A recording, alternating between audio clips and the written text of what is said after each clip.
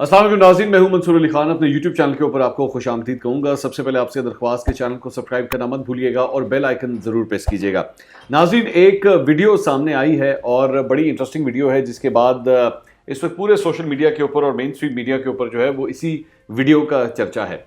इस वीडियो के अंदर देखा जा सकता है कि चंद MPAs जिनका ताल्लुक पाकिस्तान तहरीक इंसाफ से रहा है, वो पैसे वसूल कर रहे हैं। अच्छा, सबसे पहले चंद ज़रा बैकग्राउंड में आपको इसका बता दूं कि ये हुआ क्या था, ताकि उसके बाद मैं मज़ीद तफसीलात के ऊपर जाता हूं और चंद ऐसे सवाल भी हैं जो इस वीडियो से कंसर्निंग है। 3 मार्च 2018 को सेनेट के इलेक्शंस होते हैं और ये 2018 के जो आम इंतखाबात थे उससे ज़ाहिर बात है ये पहले थे, और उस पर 20 MPAs जो थे उनको फारिग किया गया था पाकिस्तान तहरीक इंसाफ की जानिब से, जब ये पता लगा था कि उनके ऊपर इल्ज़ामात ये थे कि उन्होंने पैसे लिए हैं और पैसे लेके जो है अपने वोटों को बेचा है। ये तकरीबन उस वक्त 59 MPAs पाकिस्तान तहरीक इंसाफ के KP के अंदर मौजूद थे और उनमें से 20 को फारिग कर दिया गया था, जो उस वक्त पाकिस्तान तहरीक इंसाफ की कुल जो स्ट्रेंथ थी KP असेंबली के अंदर उसका तकरीबन 33% बनते हैं। मैं सबसे पहले उन लोगों के ज़रा नाम बता दूं जिन लोगों को फारिग किया गया था, ताकि उसके बाद जो है वो मैं साथ साथ मज़ीद तफसीलात पे जाता हूं।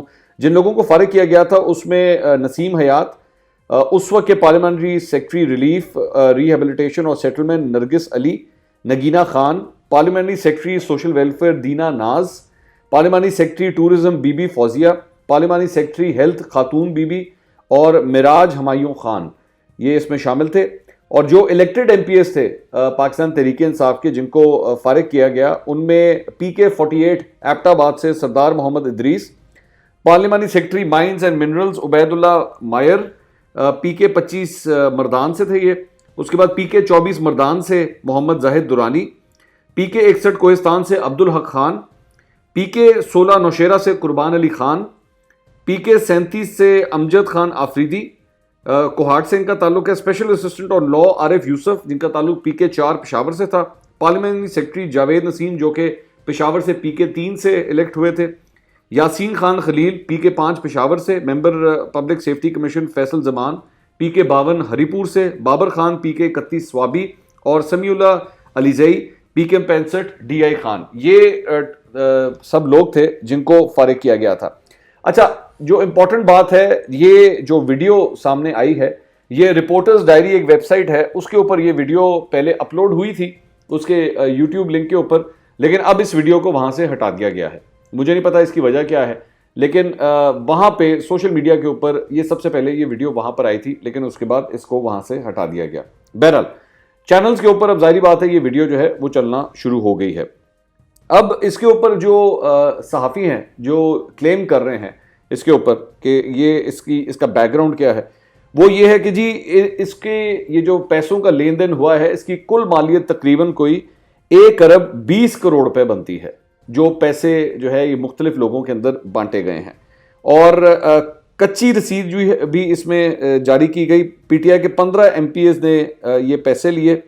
उसमें पाकिस्तान पीपल्स पार्टी के 7 MPAs, ANP का 1 MPA और 60 करोड़ रुपए PTI के उन 15 MPAs को जो है वो इसमें से दिए गए थे। और इसके अलावा ग्रुप्स के बना के भी जो है वो इसमें डील की गई थी। एक खातून MPA को जब इस सिलसिले में 4 करोड़ रुपए ऑफर किए गए, तो उन खातून MPA ने जो है वो पैसे लेने से 4 करोड़ रुपए लेने से इनकार कर दिया था। तो फिर 5 करोड़ के अंदर जो है वो उनका रेट लगाया गया और उसके मुताबिक ये डील हुई।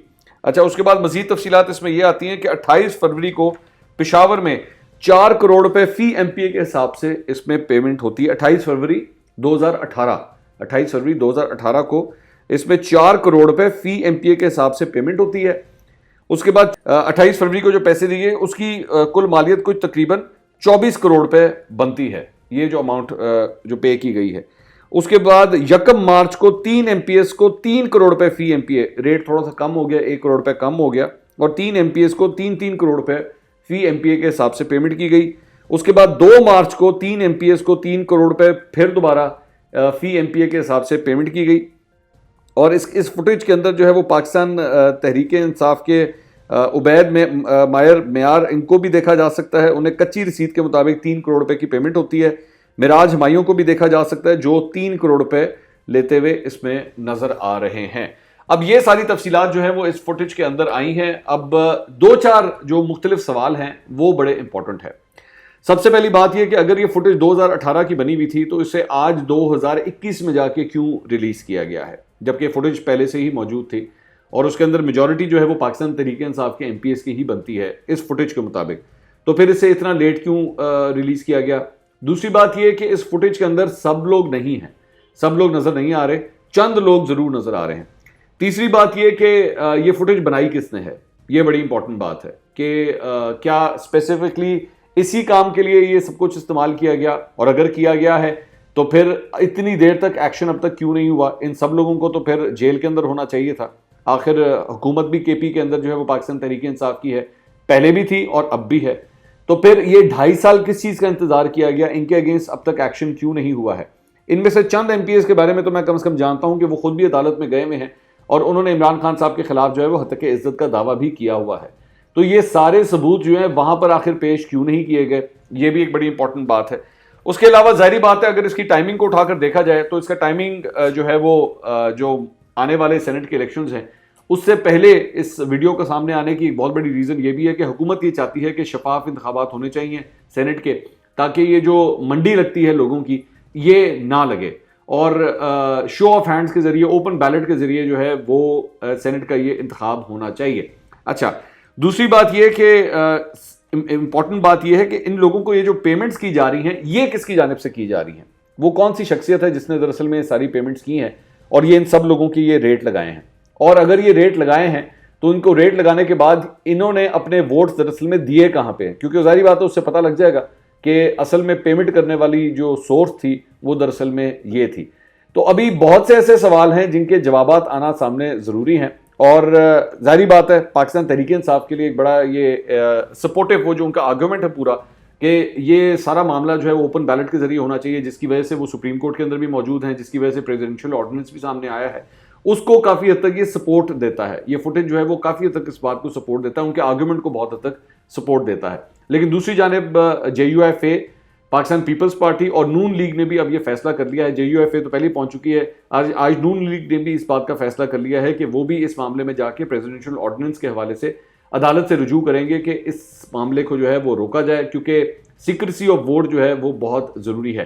ایک اور بڑا امپورٹنٹ سوال یہ آتا ہے کہ اس سے پہلے جب تحریک عدم اعتماد آئی تھی سینٹ الیکشن، سینٹ کے چیئرمین کے خلاف جب تحریک عدم اعتماد آئی تھی تو وہاں پہ بھی 14 ووٹ ادھر سے ادھر چلے گئے تھے.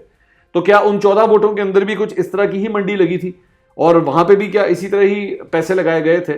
جب اس سلسلے میں پاکستان تحریک انصاف سے سوال کیا جاتا ہے تو وہ یہ کہتے ہیں کہ جی دیکھیں ممبرز نے جو ہے وہ اپنی مرضی سے ووٹ دیا ہے وہاں پہ بھی، یعنی کہ اس کا مطلب ہے اگر تو اسی فارمولے سے چلیں تو پھر وہ 14 جو ممبر ہیں جنہوں نے یہاں سے وہاں پہ اپنی وفاداری تبدیل کی ہے تو پھر فارمولا تو پھر آخرکار وہاں پہ بھی یہی چلا ہوگا. بہرحال یہ فوٹیج اب سامنے آئی ہے، ابھی بہت سے سوال ہیں جس کے جوابات آنا ضروری ہیں. جو تفصیلات اب تک سامنے آئی تھی ہم نے سوچا آپ کے ساتھ اس کو شیئر کر دیں، لیکن ابھی کئی ایسے سوالات ہیں جس کے جوابات جو ہے وہ شاید آنے والے دنوں کے اندر سامنے ضرور آئیں گے. اگلے ویلاگ میں دوبارہ ملاقات ہوگی. اللہ حافظ.